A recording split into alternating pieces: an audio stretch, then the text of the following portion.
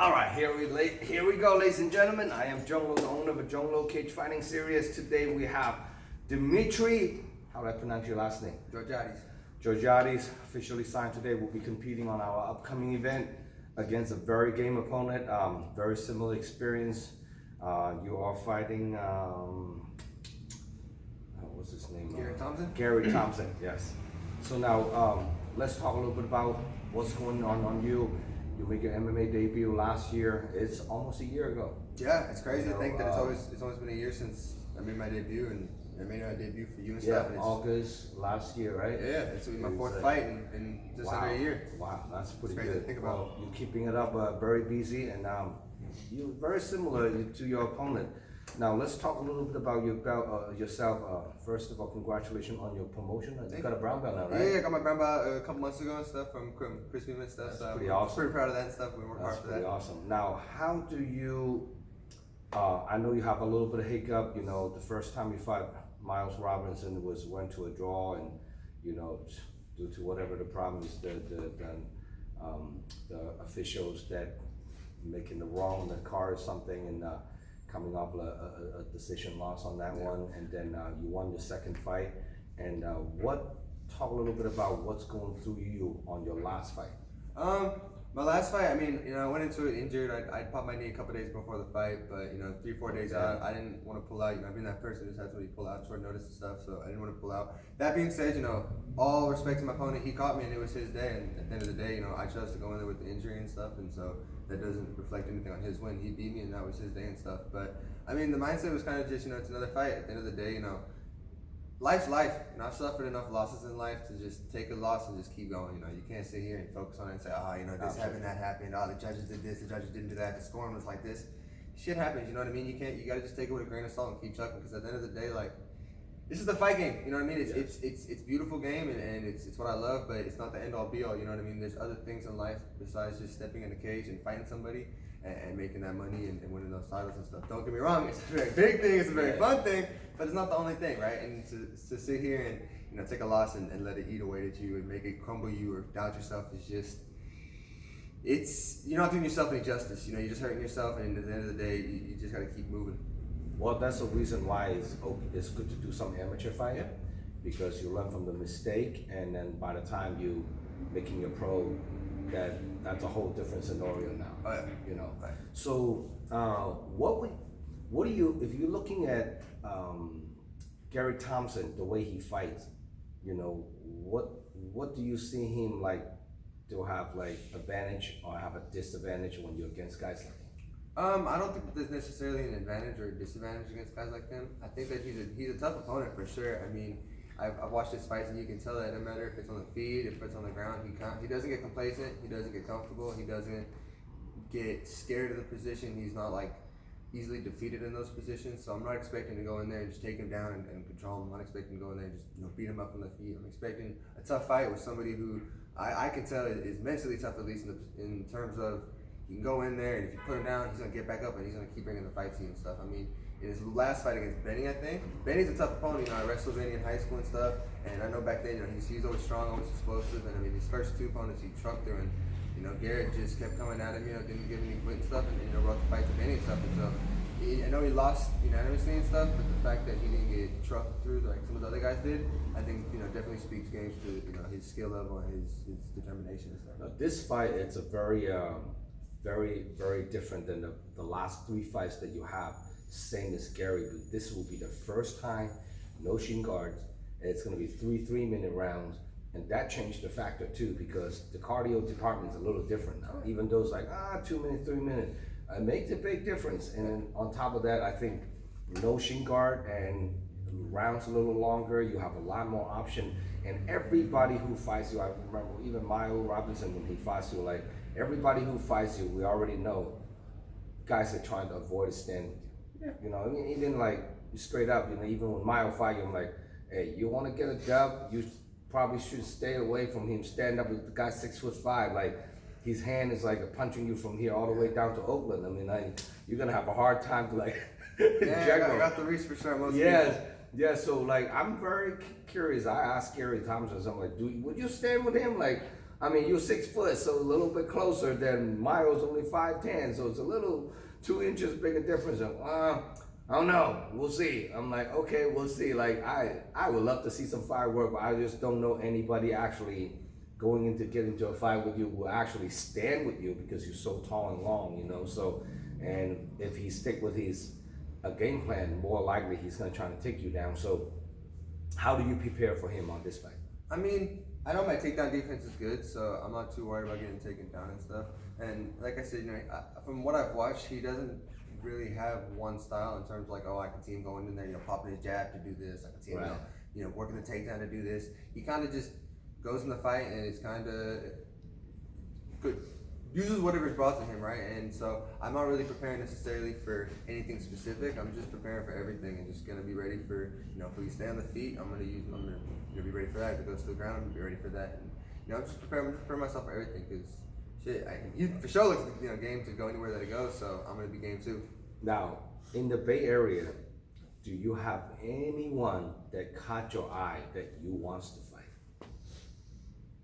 There's a couple people that I've been watching and stuff that I want to fight for sure and stuff. You know, I'll keep them until after the fight. You know, once I get my interview and stuff, you know, I'll call them out and stuff, and they'll know that they're on my radar and stuff. But there's definitely a handful of them and stuff. But I don't know if I'm waiting for my amateurs or if I'll wait to go pro and call them out when they go pro. So, you know, get money for those fights. You know, there's a couple people that really want to fight and shit. If I can get paid to do it, then even better.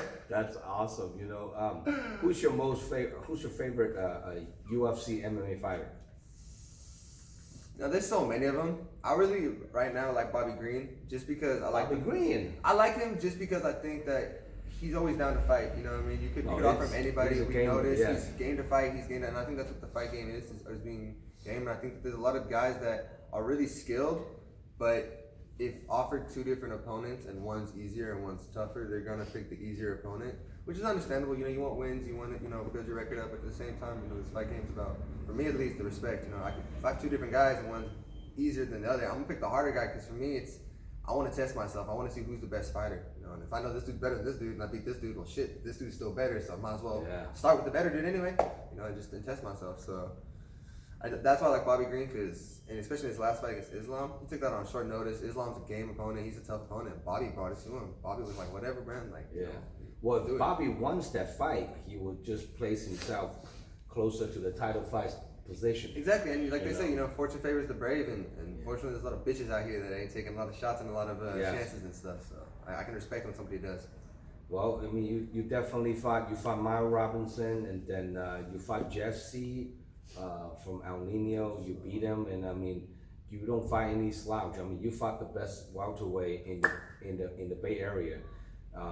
Now, do you ever see yourself going up to 185 or? You know, I've talked about it with my coach and stuff, and ideally, you know, the goal would be, you know, go pro 170, win a title there, go 185, win a title there, go 205, win a title there, go heavyweight. You know, they're talking champ status and, you know, triple champ status. I want all the belts. I want all four of the belts. Like maybe go to 155, get a fifth belt. Like, you know, maybe go to Bellator, take their belts. Maybe go 1MC, take their belts. Like, shit, you know, I want it all. So definitely start at 170s, but you know, the older that I get, I put more muscle on, the bigger I get. So it definitely will have to be at a certain point. Probably got to bring it up to 185s, you know. What do you walk around weight? It fluctuates, you know, depending on the week, depending on, you know, what's going on, how, you know, the trainings I have and stuff. But typically anywhere from like 185 to 195. 185, 95. Okay. You know, and I eat pretty clean year round and stuff, so it makes it pretty easy for me to control my weight if I want to go up, if I want to go down. That kind of well, stuff. you definitely have to frame. You can't go up to even do a heavyweight. I mean, you're 6'5". That's the beauty of it. You know, like shorter guys that you can only want to go down. You don't want to go up because the bigger, stockier your link is just getting more sluggish. Exactly, and I mean, there have been the times where I bulked up to like 205, 210. You know what I mean? During like off times, you know, just to see and stuff. And my cardio is still good at that weight and stuff, so I don't worry that, you know, the heavier I get, that my cardio is gonna slack. I know Joe Theron is looking at you, you know? Joe Theron coming into the interview looking at you like, okay, this guy right here, same height as me, like, we might go down one day. Hey, shit, you never know, right? Yeah. Battle of the Giants, right? You just never know. Well, now, when people want to get a hold of you, support you, and come watching you fight, how can people contact you to get tickets from you? Best way to reach me is on Instagram. It's gonna be Lanky5Limbs, Lanky LANKY 5FIVE, and then limbs. So links, five links on Instagram. Hit me on DMs. I'll always get back to you. Sometimes if it's in the request, it takes a little time, but I promise you I'll always get back to you guys. Do you have Facebook, Snapchat, Twitter? I do have Facebook and Snapchat and Twitter. I don't really check them as much and stuff, so you can hit me on them if you just look my name up on Twitter. If you look my name up on Facebook, you'll see me and stuff. Snapchat, same thing, but I don't really use them as much. So Instagram's going to be the best way to contact me for sure.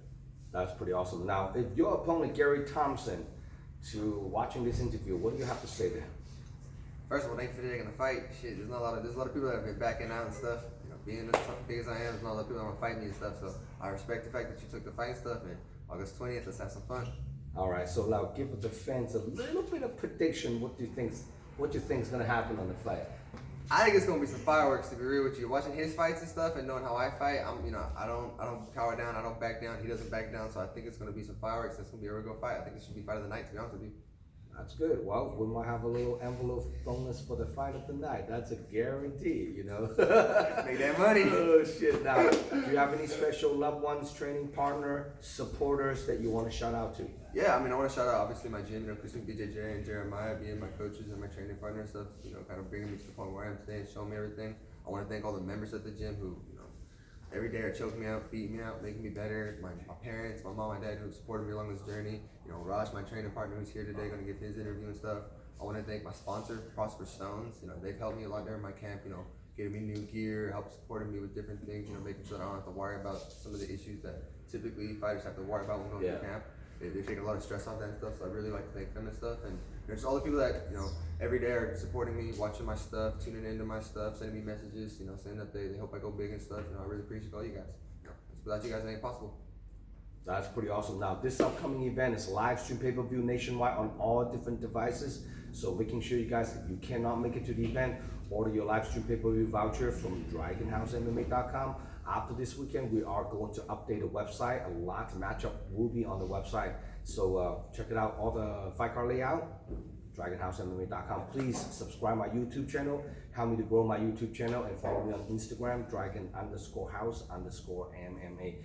After the August 20 will be the last event of the year. It's going to be November 12th. So any fighter want to get on that card, making sure you guys how to DM me and just reach out to me. So now, do you have any last word you want to say to anyone else out there? Shit, make sure you guys are tuning in August 20th because y'all gonna see some fun, and who knows, maybe in the November card you'll see some more fun. That's pretty awesome. I'm hoping to keep this young man keep coming back and fights after fights and never disappointed watching Demetrius fight. One of the most entertained amateur fights and fighters in the Bay. So now, if everything ideally goes your way, how much longer do you think you want to keep doing amateur before you hit the pro? Honestly, depending on how this fight goes, what the outcome of this fight goes, and not just the outcome, but the performance that I have in the fight. My next fight after this could be my pro debut, if not maybe one more and then my pro debut, but definitely looking towards the tail end of the career. Amateurs are great and everything, but at the end of the day, I don't want to be one of these guys that has, 18, 19, 20 amateur fights and still doing it, If you're going to get punched in the head, at some point you might as well get paid to do it. So, all the welterweights in the Bay, keep your eyes on this upcoming young man. He might come all after you guys, all the welterweight fighters. All right, I'm Zhong signing out. Good to have your boy, brother. Thank you. Thank you, man.